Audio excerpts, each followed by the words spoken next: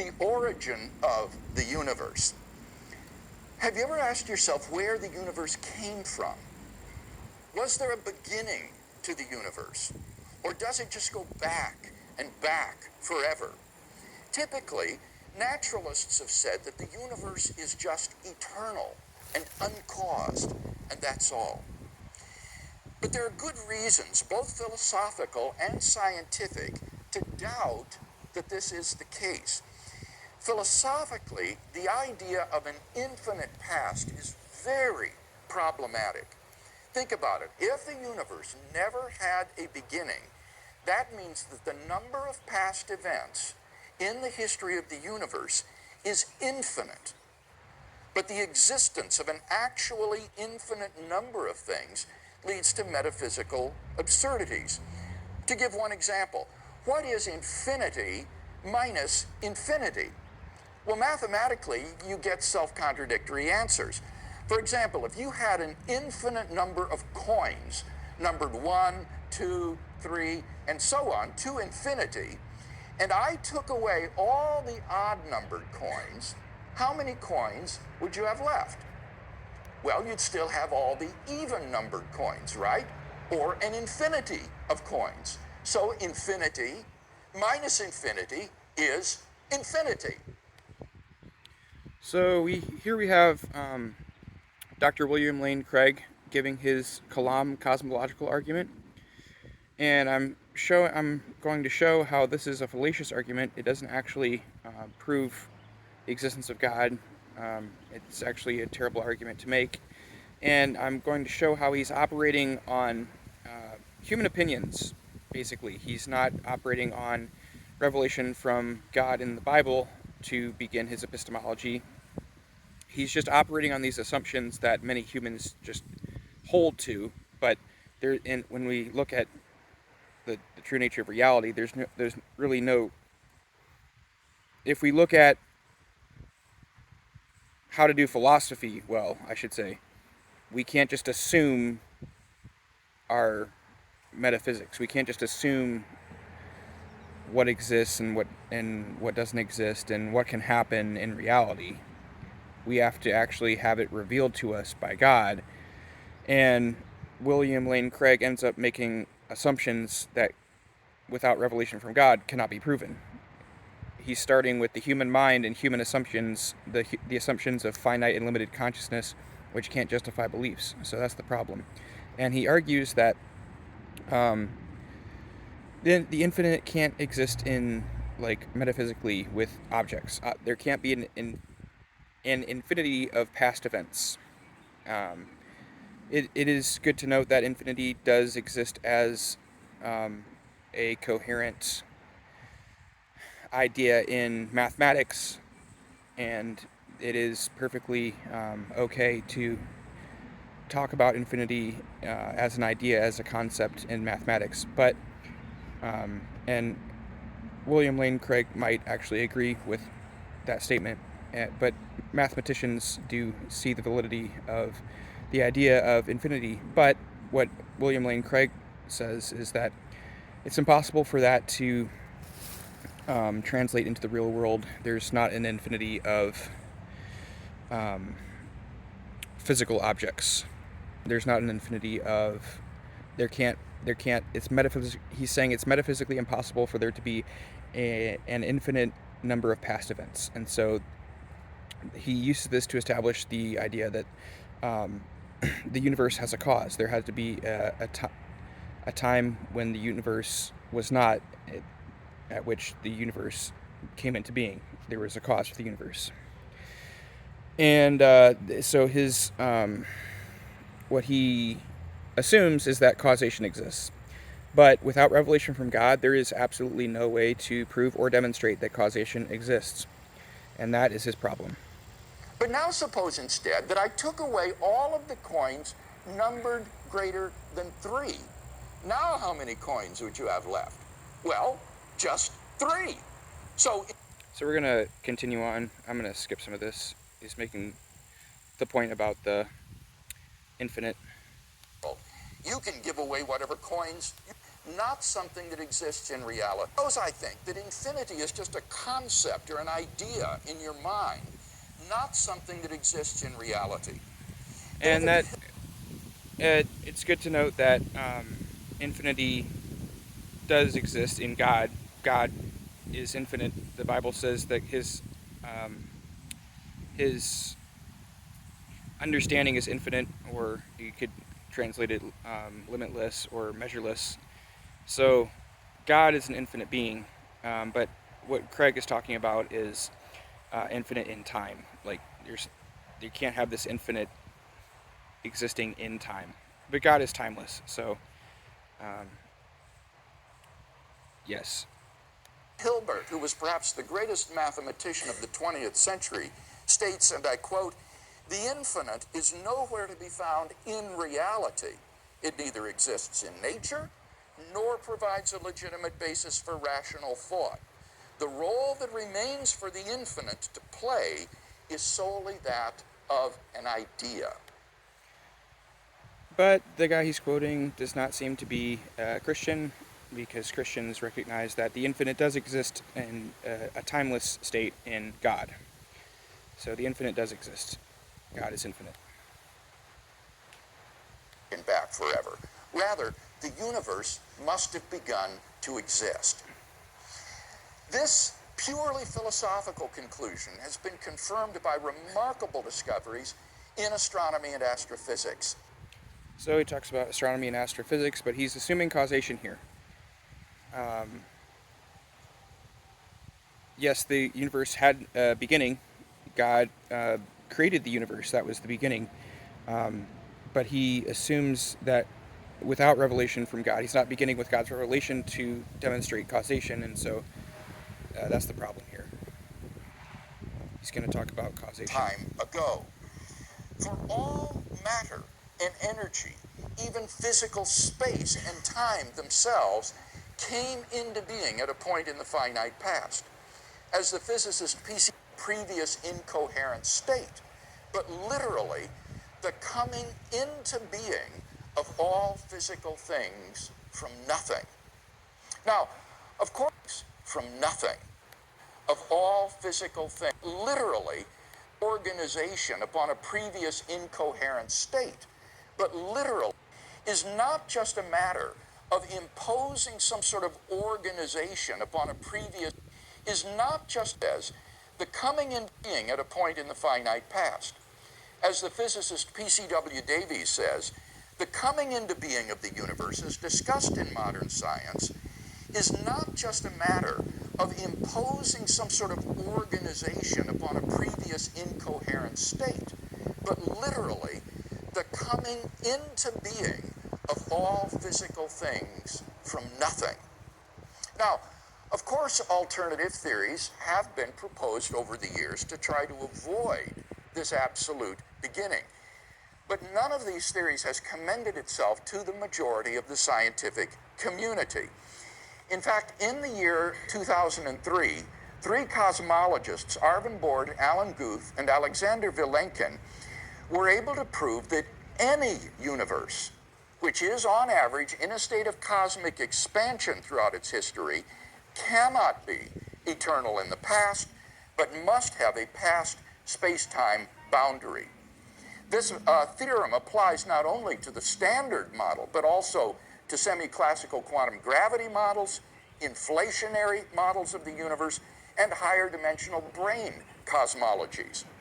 Vilenkin pulls no punches. He writes, "It is said that an argument is what convinces reasonable men, and a proof is what it takes to convince even an unreasonable man. With the proof now in place," he says, "cosmologists can no longer hide behind the possibility of a past eternal universe. There is no escape. They have to face the problem of a cosmic beginning." The problem is that William Lane Craig has no ability to demonstrate that the universe is physical, and he's talking about how it's impossible to have an infinity of like physical events in time, but maybe the universe in the past just existed as a non-physical, non-object entity that was purely spiritual. Maybe the universe is just a spiritual reality that had no events in it, and it just existed with nothing happening. It just existed timelessly.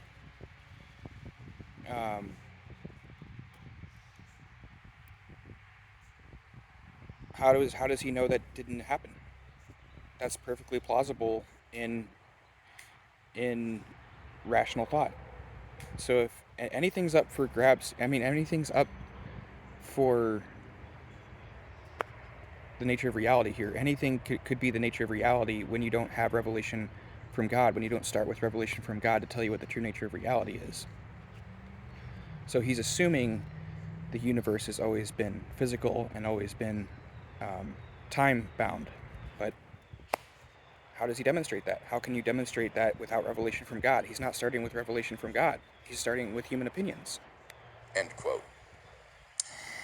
That problem was nicely captured by Anthony Kenny of Oxford University when he wrote, "A proponent of the Big Bang Theory, at least if he is an atheist, must believe that the universe came from nothing and by nothing." But how do you know that physical objects or any type of event or time itself, how do you know it didn't come out of nothing? Why is that impossible? It's just an assumption. You can't just assume things. You have to prove them. You have to demonstrate them. How does he demonstrate without revelation from God? He's not starting with revelation from God. So how does William Lane Craig demonstrate without revelation from God that time did not just start to exist at some point in the universe? In this spiritual, timeless universe, maybe that could have happened, and maybe just events started happening. Conceptual, spiritual events just started happening. He has no way of demonstrating that the physical world actually exists. So maybe everything that's perceived or thought to be perceived is just spiritual. It's just an illusion that it's physical. Maybe it's just an illusory experience that any physical object exists. In dreams, we think that we're touching physical objects and experiencing physical objects, but they're not actually physical. They're spiritual or mental. They're not physical. They're non-physical. So how does he know that the universe is physical? He has no way to prove that or demonstrate that, given his epistemology. Surely that doesn't make sense. For such a conclusion is, in the words of the philosopher of science, Bernhard Königscheider, in head-on collision with the most successful ontological commitment in the history of science, namely the metaphysical principle that out of nothing, nothing comes. How do you know that? So, out of nothing, nothing comes. Well, maybe something could come out of nothing. Without revelation from God to tell us that he's the creator who creates everything, it's perfectly plausible that something could come out of nothing. Maybe things just pop into existence. How does he know that consciousness, or how does he know that billions of tiny consciousnesses didn't just explode into existence randomly? And they're what we supposedly perceive. How do we know that reality isn't the equivalent of an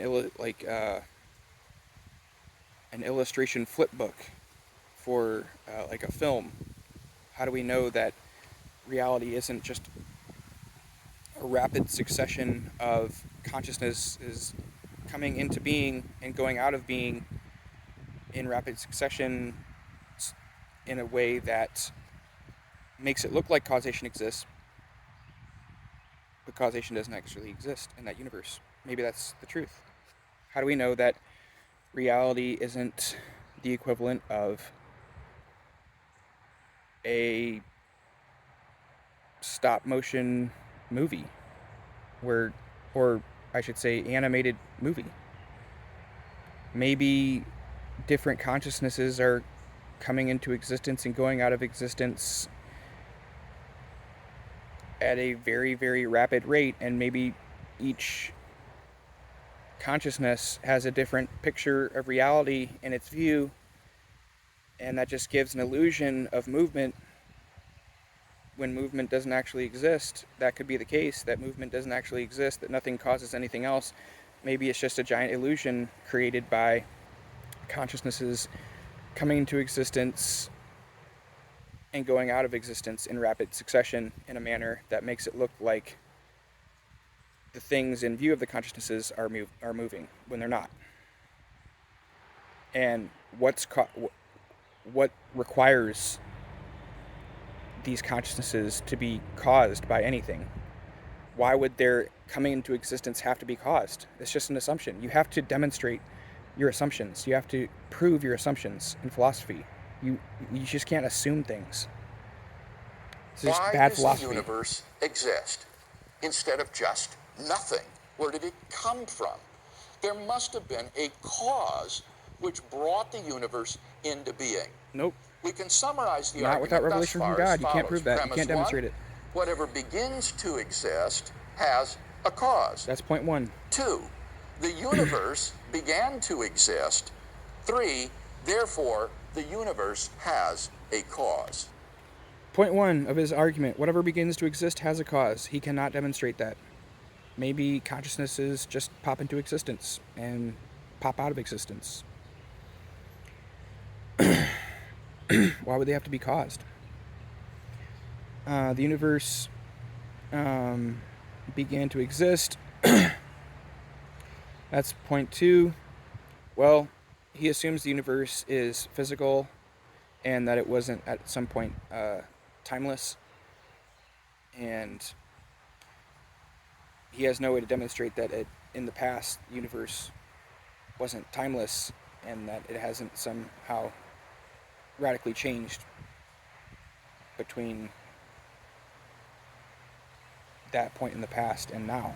Maybe at some point an eternal timeless non-physical universe just started being full of consciousnesses, and consciousnesses started coming in and out of existence. Maybe that happened. There's no way to demonstrate that it didn't when you don't start with revelation from God that tells us that God created the universe and that he is the one who caused the universe to exist.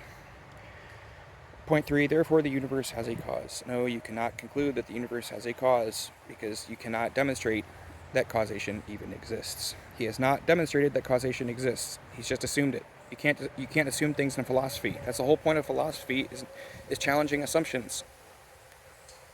Given the truth of the 2 premises, the conclusion necessarily follows. Nope. Now, what sort of cause is this? Well, from the very nature They're not of true. The case, this cause must be First 2 premises, first premises for sure is, at least the first premise is not true. Immaterial being which created the universe. It must be uncaused, we don't start with revelation because from we've God. seen there cannot be an infinite regress of causes. So we must come to an absolutely first, uncaused cause. It must be timeless and therefore changeless, at least without the universe, because it created time. Because it also created space, it must transcend space. Why would time and space have to be created? Maybe they just popped into existence. Why would they have to be caused? He has not demonstrated that causation exists. That's his problem. As well, and therefore be immaterial, not physical. God communicates to us that causation exists. That's how we know, but he's not starting with God. He's starting with human opinions, which cannot prove or demonstrate that causation exists. Moreover, I would argue, this cause must also plausibly be personal. For ask yourself, how else could a timeless cause give rise to a temporal effect with a beginning, like the universe? Maybe it just happened. Why would it have to be personal? Why would there have to be any personhood there? If the cause were just a mechanically operating set of necessary and sufficient conditions, then the cause could never exist without its effect. Once the sufficient conditions are given, then the effect must be given as well. But he's just assuming that causation exists. He can't demonstrate that causation exists. He's just assuming it. Example, suppose the cause of water's freezing is the around would be abundantly present as well. So that's getting near the end of the video, and I've demonstrated that he's just assuming causation. He has not proven or demonstrated that causation actually exists. And there's nothing about personhood that makes it a necessary condition for bringing... There's nothing about personhood that makes it a necessary condition for events or physical objects to occur suddenly after a spiritual, timeless universe exists. Maybe time just popped into being. Maybe consciousnesses that view the world and then don't view the world in and out, in and out, in and out. Maybe they just popped into being. There's no way to demonstrate that that's not true. We have to rely on the revelation from the all-knowing being God to tell us what's true about reality. Without that, you've just got human opinions, and if you don't know the true nature of reality, anything's possible. And if you're relying on finite and limited consciousness to try to justify your beliefs, you can't get anywhere, because there could always be something you're not aware of that could invalidate everything you think you know. How does William Lane Craig know that causation exists? Maybe it doesn't exist. He could be it's so easy to disprove his argument because he has not justified his beliefs. Knowledge is justified true belief. You can't justify your belief in causation when you're starting with human opinions, because human opinions don't know everything. Therefore, there could be something that the human opinions don't know about that could render untrue and show to be untrue the things that are thought to be true. This is basic epistemology, and William Lane Craig utterly and completely fails to do correct epistemology, at least in this video. And in his overall approach to philosophy, he's absolutely terrible with epistemology, which is a really big problem, because epistemology deals with how you know what you know. And that's kind of the foundation of philosophy. So, or at least it should be. So, don't listen to William Lane Craig's arguments for the existence of God. Use the presuppositional approach and do it biblically. The Bible assumes that God exists, and you should assume God exists too through his revelation, and argue on the assumption that he exists, because you know that he's actually revealed himself, and you should put faith in his revelation instead of your own mind. And you shouldn't try to prove God's existence with your own limited conception of reality that starts on your own assumptions. You should start with God's revelation, recognizing that there's no other way that you could possibly justify beliefs. So, beware of William Lane Craig.